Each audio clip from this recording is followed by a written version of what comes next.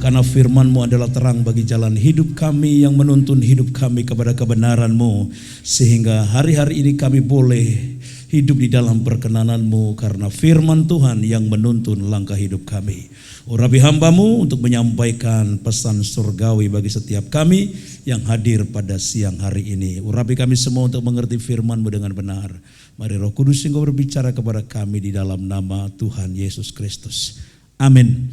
Silakan duduk Bapak Ibu Saudara yang dikasihi oleh Tuhan. Shalom. Terima kasih buat Bapak Gembala yang sudah berikan kesempatan kepada saya untuk hadir di tengah-tengah Bapak Ibu Saudara sekalian. Dan terima kasih buat setiap kesempatan yang Tuhan berikan kepada saya. Ini bisa digeser, ganggu pemandangan. Ya, oke, terima kasih. Baik Bapak Ibu Saudara yang dikasihi Tuhan, mari kita buka Alkitab kita di dalam kitab Wahyu pasal yang ketiga. Kitab Wahyu pasal yang ketiga, ayat 7 sampai dengan ayat yang ke-13. Nanti yang akan menjadi perenungan kita adalah ayat 10 sampai dengan ayat yang ke-11. Ayat 10 dan 11. Ya, ayat 7, kepada jemaat di Philadelphia, dan tuliskanlah kepada jemaat di kepada malaikat jemaat di Philadelphia. Inilah firman dari yang kudus, yang benar, yang memegang kunci Daud. Apabila ia membuka, tidak ada yang dapat menutup. Apabila ia menutup, tidak ada yang dapat membuka. Ayat 8, aku tahu segala pekerjaanmu. Lihatlah, aku telah membuka pintu bagimu yang tidak dapat ditutup oleh seorang pun. Aku tahu bahwa kekuatanmu tidak seberapa, namun engkau menuruti firmanku, dan engkau tidak menyangkal namaku. Lihatlah beberapa orang dari jemaah iblis, yaitu mereka yang menyebut dirinya orang Yahudi, tetapi yang sebenarnya tidak demikian, melainkan berdusta. Akan kuserahkan kepadamu, sesungguhnya aku akan menyuruh mereka datang dan tersungkur di depan kakimu dan mengaku bahwa aku mengasihi engkau. Ayat 10, karena engkau menuruti firmanku untuk tekun menantikan aku, maka aku pun akan melindungi engkau dari hari pencobaan yang akan datang atas seluruh dunia untuk mencobai mereka yang diam di bumi. Aku datang segera, peganglah apa yang ada padamu, supaya tidak seorang pun mengambil mahkotamu. Barang siapa menang, ia akan kujadikan soko guru di dalam bait suci Allahku, dan ia tidak akan keluar lagi dari situ. Dan padanya akan kutuliskan nama Allahku, nama kota Allahku, yaitu Yerusalem baru yang turun dari surga, dari Allahku, dan namaku yang baru. Siapa bertelinga, hendaklah ia mendengarkan apa yang dikatakan Roh kepada jemaat. Ayat 10 dikatakan, karena engkau menuruti firmanku untuk tekun menantikan aku, maka aku pun akan melindungi engkau dari hari pencobaan yang akan datang atas seluruh dunia untuk mencobai mereka yang diam di bumi. Jadi Bapak Ibu Saudara yang dikasihi Tuhan, firman Tuhan ini disampaikan kepada jemaat Tuhan yang ada di Philadelphia, saudara. Jemaat Tuhan yang ada di Philadelphia, orang yang sederhana tetapi mereka memiliki ketekunan kesetiaan kepada Tuhan. Kesederhanaannya tidak mempengaruhi kesetiaannya kepada Tuhan, saudara. Mereka sama seperti kita, punya persoalan hidup, kehidupan ekonomi, keuangan, bahkan iman mereka menghadapi banyak tantangan, pergumulan. Ada di antara mereka yang juga mati karena iman percayanya kepada Tuhan, karena ada orang-orang jahat, ada orang-orang yang tidak suka dengan nama Yesus, sehingga mereka mengalami kesulitan di dalam pelayanan maupun di dalam ibadah mereka. Namun Alkitab dengan jelas mengatakan bahwa mereka tetap bertekun dan tetap setia kepada Tuhan. Meskipun mereka banyak persoalan, meskipun mereka banyak tantangan, meskipun ada orang-orang yang mengajarkan yang sesat kepada mereka, tetapi mereka tetap setia kepada Tuhan. Biarlah kita juga tetap setia kepada Tuhan. Apapun yang kita hadapi, apapun yang kita alami. Mungkin orang melihat bahwa kita jemaat yang sederhana, jemaat yang biasa-biasa saja. Tetapi Tuhan tidak melihat kesederhanaannya, Tuhan tidak melihat jumlahnya, tetapi Tuhan melihat isi hati setiap kita yang tetap setia kepada Tuhan. Dan Tuhan memperhitungkan kesetiaan kita kepada Tuhan. ketaatan kita kepada Tuhan. Maka Tuhan berjanji di ayat yang ke-10 dia katakan, karena engkau menuruti firman-Ku untuk tekun menantikan Aku, maka Aku pun akan melindungi engkau dari hari pencobaan yang akan datang atas bumi ini. Atas dunia ini. Orang-orang yang setia, orang-orang yang tetap taat kepada Tuhan, orang-orang yang tetap melakukan firman Tuhan, dia akan dijaga oleh Tuhan. Dia akan dilindungi oleh Tuhan. Dia akan diprotek, dia akan dicengkeram oleh Tuhan di dalam kehidupannya supaya mereka tetap selamat di dalam Tuhan. Kalau saudara tetap setia, saudara menuruti firman Tuhan, percayalah bahwa kuasa Tuhan akan senantiasa menjaga dan melindungi setiap kita, orang-orang yang tetap setia kepada Tuhan. Ini janji Tuhan, Bapak Ibu Saudara. Bukan janji manusia. Kalau Tuhan yang berjanji, dia pasti menepati. Amin. Kalau manusia berjanji, mungkin bisa saja dia lupa. Kalau manusia berjanji, mungkin bisa saja dia lalai, saudara. Bahkan sengaja melupakan akan janjinya itu. Atau karena mereka tidak mampu untuk menepati janjinya, karena manusia biasa. Janji-janji tinggal janji. Bulan madu hanya mimpi, saudara ya. Tetapi Tuhan kalau berjanji, dia pasti akan menepati. Amin. Karena dia Tuhan Allah yang mampu akan janjinya, melaksanakan akan janjinya. Jadi kalau Tuhan berjanji, aku akan menjaga, melindungi engkau, aku akan memberkati engkau, aku akan memberikan engkau kesehatan, aku akan mengeluarkan engkau dari setiap persoalan dalam hidupmu. Pasti Tuhan akan kerjakan itu dalam hidup kita. Asalkan kita tetap melakukan firman Tuhan dan tetap setia kepada Tuhan. Hari-hari pencobaan saudara yang kita alami hari-hari ini sangat terasa dan terasa sekali saudara ya. Banyak persoalan-persoalan yang dihadapi. Kemarin waktu saya setiap hari Sabtu kami ada ibadah doa saudara jam 5 sore. Seorang pelayan Tuhan di tempat kami, dia gak bisa ikut ibadah karena dia harus kerja. Kemudian dia cerita saudara, Pak doakan pekerjaan kami. Karena perusahaan di tempat kami bekerja, dia seorang security saudara. Perusahaan di mana kami bekerja itu sudah mulai goyang. Jadi penjualan udah mengalami kesulitan. Sehingga beberapa security dari teman-temannya mereka itu, ada beberapa orang yang kemudian kena PHK.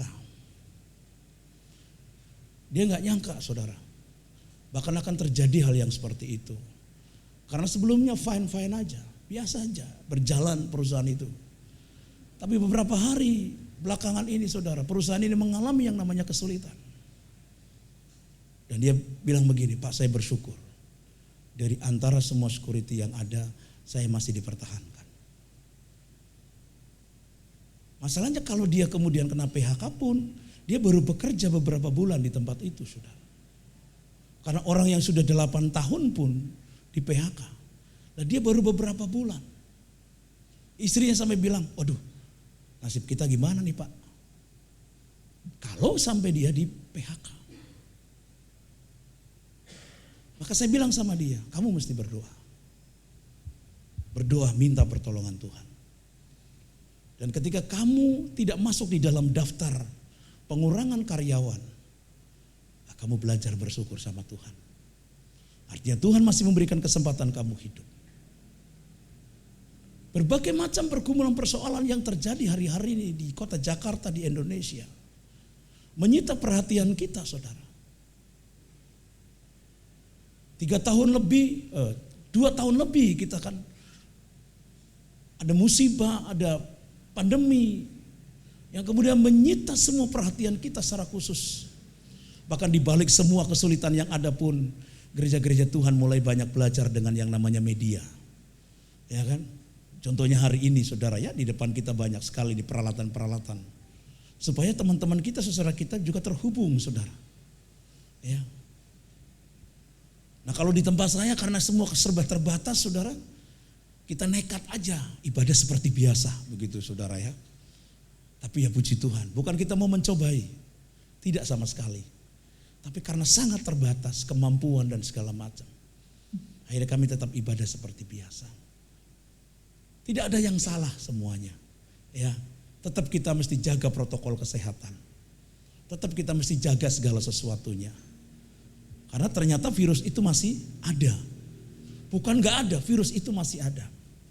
Berapa waktu yang lalu, penatua di tempat kami di pusat di Wahid Hasim, suami istri masuk rumah sakit. Karena masih ada COVID itu, saudara. Virus itu masih ada. Dan beberapa orang juga masih kena. Tapi memang secara fisik, secara mental, mereka sudah siap lah gitu menghadapi itu. Kalau dulu kan panik banget. Karena saking paniknya, banyak hamba-hamba Tuhan yang gak berani juga. Nah, saya orangnya nekat, saudara.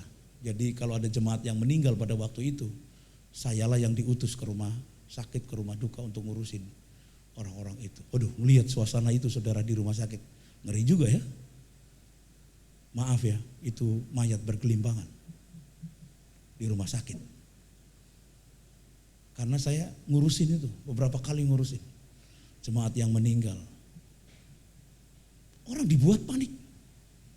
Konsentrasi kita semua fokus pada hal-hal seperti itu. Paranoid. Pulang dari Alfa, saya mesti disemprot dari ujung kepala sampai ujung kaki, saudara. Seret, gitu. Supaya apa? Supaya tidak ada virus yang masuk ke dalam rumah. Sempat kami ngungsi, saudara. Ngungsi kami di tempat kakak kami. Ngungsi 2 kali. Ke Depok juga ngungsi. Saya tinggal di Kenari. Ngungsi kemana-mana, saudara. Ya, karena takut anak-anak nih bergaul, berteman dengan yang lain, kemudian kena. Tapi oleh anugerah Tuhan, semua dalam keadaan baik. Tapi setiap kita, saudara, pikiran kita konsentrasi pada hal-hal seperti itu. Ada banyak orang berkata, Pak, ini udah akhir zaman. Iya, memang. Apakah ini tanda-tanda mau kiamat? Iya. Bukan hanya virus saja. Peperangan di mana-mana. Bukan hanya perang yang nyata, tapi perang dingin, saudara. Di negara kita, saudara, itu sebenarnya sedang ada perang dingin, saudara. Ini kan kayak api dalam sekam. Tinggal tunggu momennya saja. Ini Indonesia. Belum negara-negara lain. Belum kesulitan-kesulitan ekonomi, kesulitan cari makan, kerja begitu sulit, pelayanan pun. Menghadapi banyak tantangan. Kita lama gak dengar ada penutupan gereja, gak boleh. Belakangan ini, saudara, daerah Tangerang, Banten, gereja gak boleh bangun. Dan itu menyita perhatian banyak orang. Orang berharap kepada kepolisian, tetapi hari-hari ini kepolisian tidak memberikan kenyamanan, kedamaian, keadilan bagi setiap kita. Situasi keadaan yang seperti ini, saudara, itu menyita setiap perhatian kita. Maka kita mesti harus berjaga-jaga, harus benar-benar membekali diri kita dengan iman dan percaya kita kepada Tuhan Yesus. Janji Tuhan kepada orang-orang Philadelphia, dia berkata, aku akan menjaga kamu. Aku akan melindungi kamu di hari-hari pencobaan itu. Supaya kamu terlepas, supaya kamu terhindar dari pencobaan itu. Cara menghindarkan umat Tuhan untuk terhindar dari setiap pencobaan yang ada bermacam-macam. Bermacam-macam. Tuhan menjaga, melindunginya dengan caranya Tuhan. Kita gak perlu ngatur Tuhan, tapi Tuhan akan menjaga kita. Tuhan akan menjaga suamimu, Tuhan akan menjaga istrimu, Tuhan akan menjaga anak-anakmu, Tuhan akan menjaga pekerjaanmu, Tuhan akan menjaga pelayananmu, Tuhan akan menjaga keluargamu. Kalau engkau tetap setia kepada Tuhan. Kalau engkau tetap percaya kepada Tuhan. Maka ini menjadi perkara yang sangat penting. Slide berikutnya.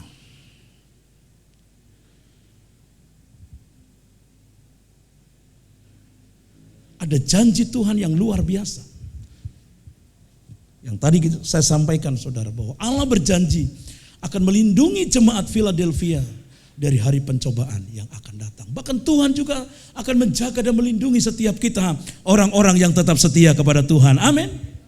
Kata pencobaan di sini dalam bahasa Yunani adalah perasmos.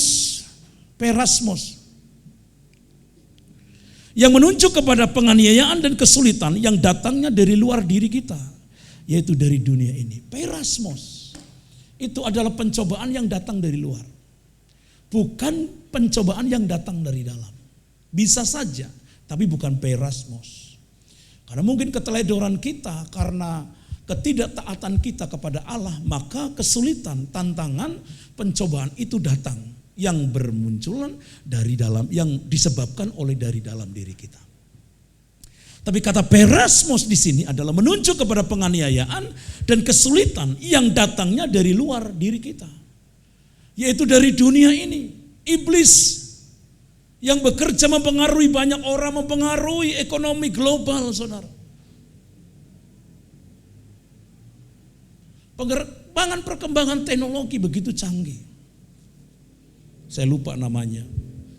Ada seorang hacker yang kemudian meretas. Ini kan bahaya sekali, saudara. Saking canggihnya. Orang Indonesia itu canggih-canggih loh, saudara. Orang Indonesia itu kreatif-kreatif. Aduh, kreatif banget. Kreatif orang Indonesia itu. Sebenarnya orang Indonesia itu punya kreativitas itu sangat tinggi. Cuma seringkali tidak dihargai kreativitasnya itu. Dan yang jeleknya itu kan untuk kejahatan itu yang gak bagus. Nah, ada hacker meretas dokumen pemerintahan. Dulu FBI di Amerika Serikat, saudara, pernah kecolongan. Dan itu orang Indonesia, seorang anak kecil. Bukan di penjara orang itu, malah dipekerjakan di Amerika, saudara. Orang sederhana, orang Jawa Timur, anak remaja. Tapi dia bisa meretas, saudara. Bisa menjebol dokumen rahasia dari pemerintahan Amerika Serikat. Hebat. Tapi orang itu didapat. Bukan di penjara. Tapi justru orang itu dipekerjakan. Orang FBI-nya, saudara, dia bilang begini, aku pengen tahu bagaimana cara kamu meretas. Kok bisa? Padahal kami sudah menjaga, memprotek sedemikian rupa, supaya dunia tidak bisa meretas dokumen rahasia yang ada di tempat kami. Kok kamu bisa? Bagaimana caranya? Itu, saudara. Tapi kalau di Indonesia dibully, dipenjara, mestinya orang-orang begitu justru, saudara, dipakai, dipekerjakan. Supaya dia juga sembuh, supaya dia juga enggak berbuat jahat. Supaya Indonesia tahu nih, intelijen Indonesia tahu nih bagaimana orang ini bisa meretas, caranya bagaimana. Nah di situ, saudara, ketika dia menemukan cara-caranya kemudian dicari solusinya. Tapi kalau di Indonesia kan enggak. Jadi bahan perbincangan, kemudian masukkan ke dalam penjara, dan akhirnya nasibnya lontang-lantung orang ini. Enggak jelas, kasihan. Baru-baru, saudara, canggih. Dan ini terus akan bergulir.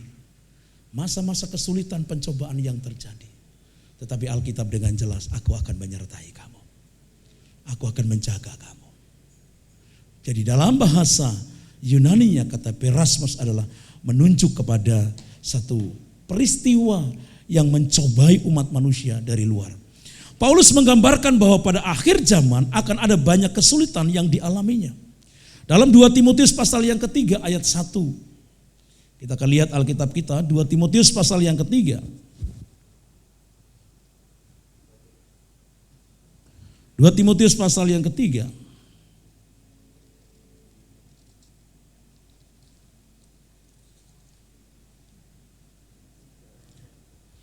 Ketahuilah bahwa pada hari-hari terakhir akan datang masa yang sukar. Akan datang masa yang sukar. Saudara mengalami itu? Mungkin saudara tidak mengalami secara langsung, tapi kondisi, situasi, keadaan ini yang terjadi ada, saudara. Ya. Alkitab dengan jelas dikatakan, ketahuilah pada masa bahwa pada hari-hari terakhir akan datang masa yang sukar. Karena masa ini menjadi sukar, kondisi keadaan ini menjadi sukar, maka saudara, ada kemungkinannya manusia akan mencintai dirinya sendiri. Orang jadi egois. Orang jadi mementingkan dirinya sendiri, nggak peduli sama orang lain. Orang Jakarta bilang itu derita lo, bukan derita gua. Itu susahmu, bukan susahku. Gereja Tuhan juga banyak yang egois, nggak peduli dengan kondisi, situasi, keadaan yang terjadi kepada jemaat, kepada rekan-rekan pelayanannya. Dia lebih baik mementingkan dirinya sendiri dan menjadi hamba uang.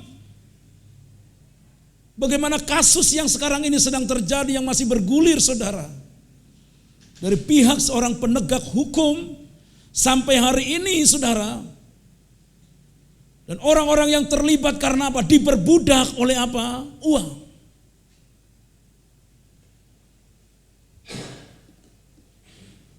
Bahkan kalau nggak salah ini Mahkamah Agung kena korupsi.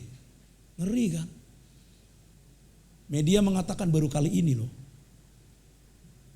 Di Indonesia ada Mahkamah Agung yang terkena kasus korupsi. Seorang yang bernama Lukas, nama Alkitab. Namanya Alkitab, Lukas. Bisa saja. Kalau saya pelayanan di penjara pun kan di situ ada banyak nama-nama Alkitab, dari Kejadian sampai Wahyu, saudara, ada di situ. Lah kok bisa? Bisa. Karena masa yang sukar, kondisi yang sukar membuat orang kemudian mencintai dirinya sendiri. Bahkan menjadi hamba uang. Tidak peduli terhadap agama. Mau agama Kristen, mau agama yang lainnya pun, saudara. Banyak orang tidak peduli.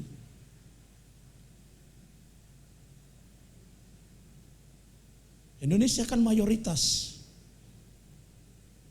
agamanya I. Tapi kalau hari Jumat, banyak yang namanya I, masih banyak yang di jalan, saudara. Mereka tidak menjalankannya. Kenapa? Orang gak peduli lagi. Hari Minggu mestinya orang ke gereja. Maaf ya, bukan gak boleh buka toko. Ya waktunya ibadah aja dulu. Hari ini saya posting, saudara. Kuduskanlah hari Sabat. Hari Sabat itu dikuduskan. Hari Sabat itu diberkati. Hari lain diberkati tapi dengan usahamu. Tapi hari Minggu, hari Sabat Tuhan dikuduskan, dikhususkan. Saya baru ngeh tadi, saudara, waktu saya posting tadi pagi. Iya ya. Memang hari-hari lain diberkati. Tapi yang dikuduskan oleh Tuhan itu hari Sabat. Bahkan di situ Alkitab jelaskan, Tuhan itu menciptakan ada 7 hari. 6 hari Tuhan kerja. Tapi hari yang ke-7 istirahat. Itu hari Sabat dikuduskan.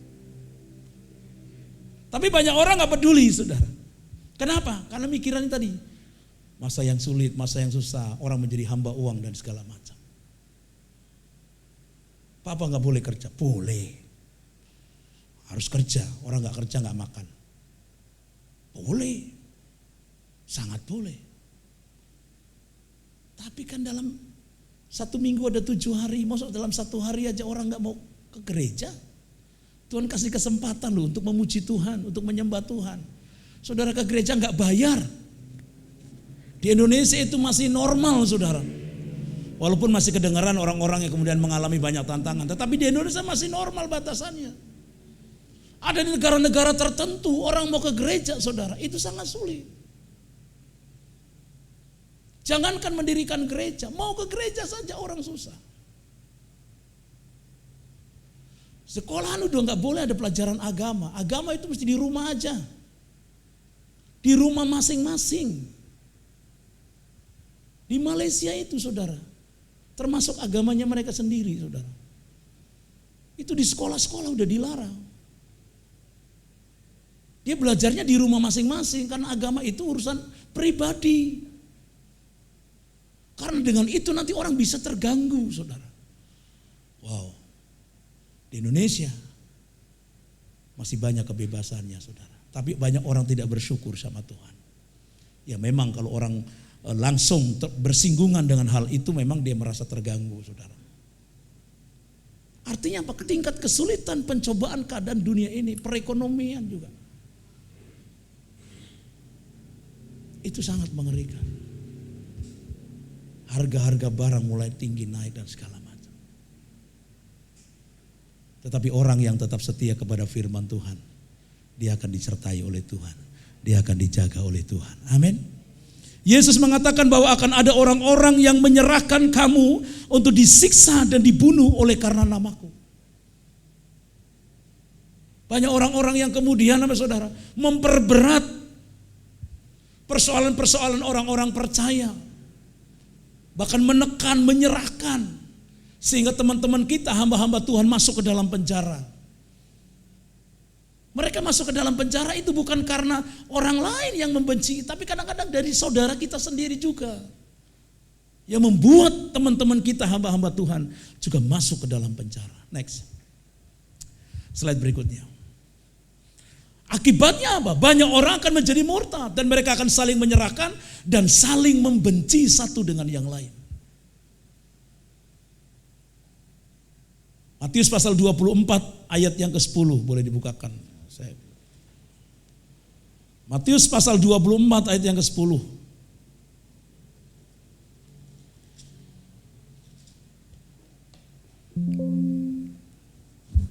Dan banyak orang akan murtad dan mereka akan saling menyerahkan dan saling membenci. Disebutkan oleh Matius ini adalah permulaan penderitaan, saudara. Ini permulaan penderitaan. Orang-orang ini akan menyerahkan orang-orang percaya, teman-teman kita.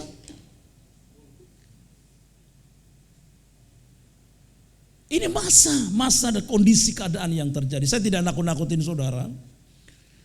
Tapi supaya kita semua stay awake, be alert, saudara. Kita harus sadar dan terus berjaga-jaga. Amin. Menjadi orang Kristen itu jangan santai hari-hari ini. Gak boleh. Kita harus benar-benar memperkuat roh kita, saudara. Karena nanti yang ke surga itu roh kita. Tubuh ini fana. Ini masuk ke dalam liang kubur. Tapi roh yang ada di dalam diri kita itu yang mesti kita perkuat. Maka itu ada firman Tuhan. Firman Tuhan itu bukan untuk jasmani. Firman Tuhan itu untuk rohani. Yang roh.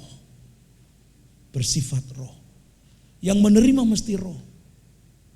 Jasmani kita gak bisa menerima ini semua, saudara. Maka itu roh kita harus kuat. Tubuhmu adalah bait Roh Kudus. Artinya apa? Roh Tuhan yang tinggal di dalam diri kita. Maka hari-hari ini roh kita mesti kuat. Kita mesti stay awake, be alert, saudara. Kita mesti sadar. Kita harus berjaga-jaga di masa-masa yang sekarang ini. Maka tidak heran saudara, karena ada banyak orang-orang Kristen yang menjadi murtad. Bahkan hamba-hamba Tuhan kemudian tinggalkan Tuhan, pelayanan. Dan ini ngeri. Nah repotnya itu karena orang-orang yang ada di gereja Bethel Indonesia.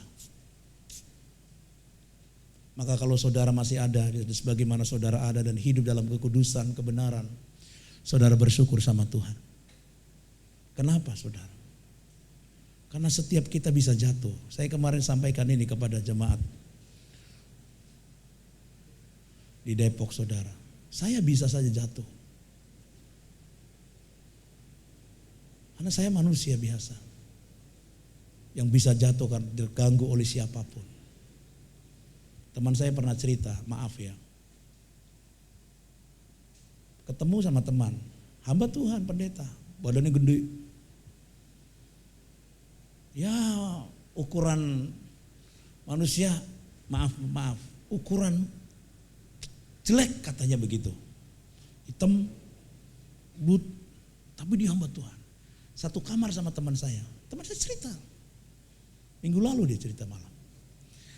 Lalu orang yang gemuk, hitam, menurutnya dia jelek, dia bilang begini sama teman saya, Bapak pasti menilai saya gendut, hitam dan jelek. Maaf ya Pak, benar sih dibilang gitu. Gak apa-apa, bukan hanya Bapak aja, teman-teman saya juga ngomong begitu. Bapak berpikir bahwa orang model kayak saya, gak ada perempuan yang suka sama saya. Jangan salah Pak, saya udah punya istri. Tapi Pak, banyak perempuan-perempuan Pak yang gangguin saya. Bapak lihat muka saya jelek kan? Hitam, gendut. Ini ngomong benar saudara, satu kamar sama teman saya. Jangan salah Pak, orang kayak saya ini. Banyak Pak. Yang WA-in saya, jabriin ke saya. Tapi saya gak mau. Saya lebih takut Tuhan.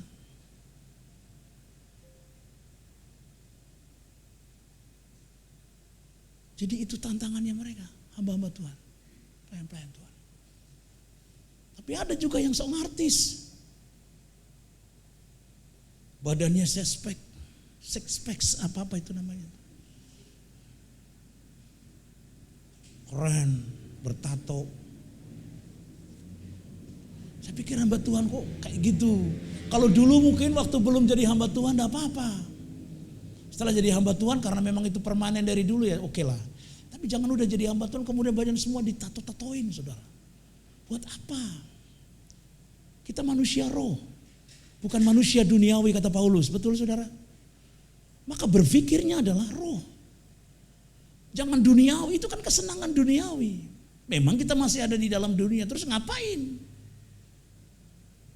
Inilah saudara kondisi dan keadaan dunia yang hari-hari ini. Saya 1 bulan kemarin, 2 bulan kemarin saudara dikagetkan oleh cerita-cerita dari kawan-kawan. Maka saya selalu berjaga-jaga saudara. Berjaga-jaga. Jangan sampai itu terjadi. Apalagi murtad di hadapan Tuhan. Dan saling menyerahkan dan saling membenci. Next. Maka itu saudara peganglah apa yang ada padamu. 3 hal penting saudara sebelum saya akhiri. Yang pertama adalah apa yang ada pada kita. Yang ada pada kita adalah iman kepada Kristus. Amin. Jadi kita punya iman kepada Kristus itu yang harus dipegang. Tuhan berfirman kepada orang-orang Philadelphia, saudaraku yang kekasih di dalam Tuhan, karena engkau menuruti perintahku, karena engkau menuruti firmanku, maka peganglah apa yang ada padamu. Apa yang ada padamu? Yang pertama adalah iman kita kepada Kristus. Jangan pernah terlepas Bapak Ibu.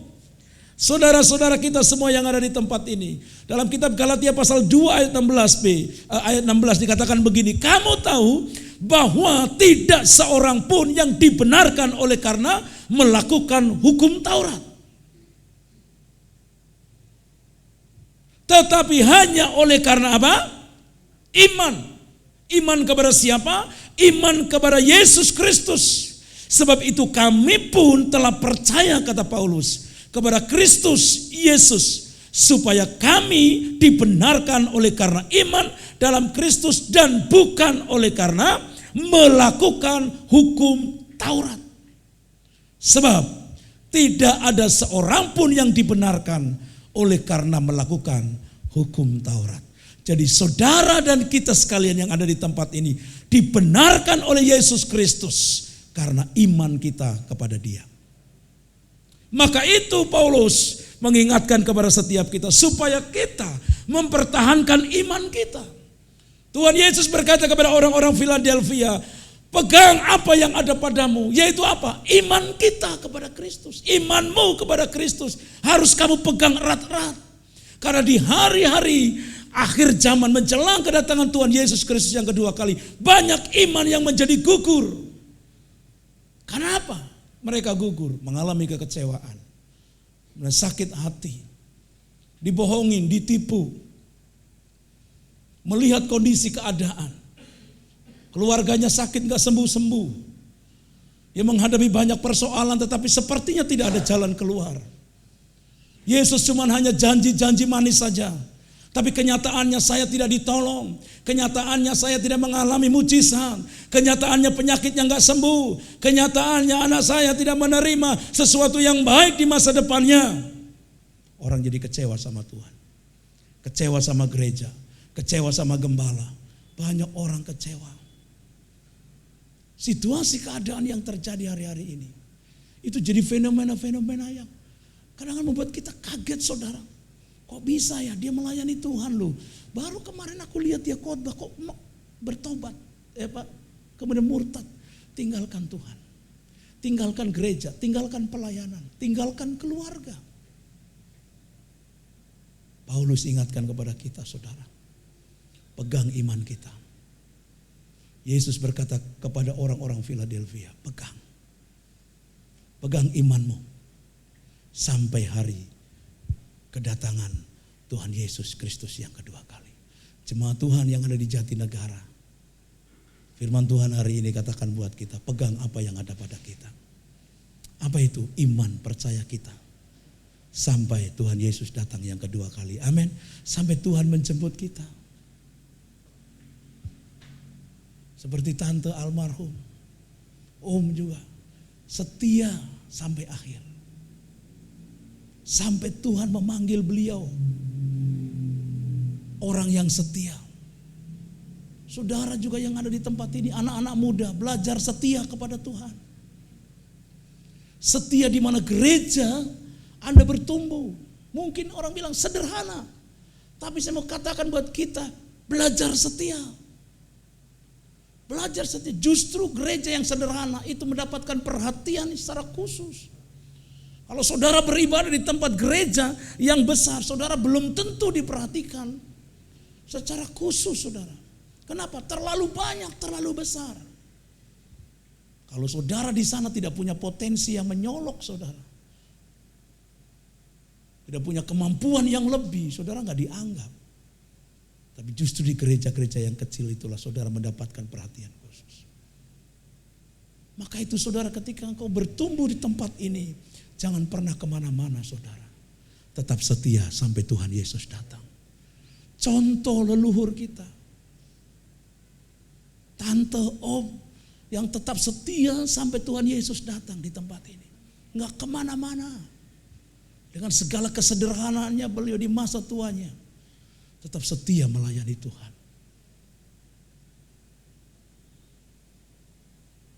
Apalagi sejak om dipanggil, beliau mesti melayani dengan anak-anak usianya yang lanjut. Tapi beliau tetap setia. Saya bersyukur karena tante pernah ke tempat saya. Minimal beliau jadi teladan buat saya. Sampai masa tuanya, sampai masa putih rambutnya. Tuhan tetap menjaga dan melindungi. Gitu saudara, tetap setia sama Tuhan. Pegang iman, percaya kita kepada Tuhan. Amin. Yang kedua, kita lihat apa yang harus kita pegang. Firman Tuhan. Dalam Wahyu pasal yang ketiga tadi, ayat yang ke-8. Saya akan bacakan saudara.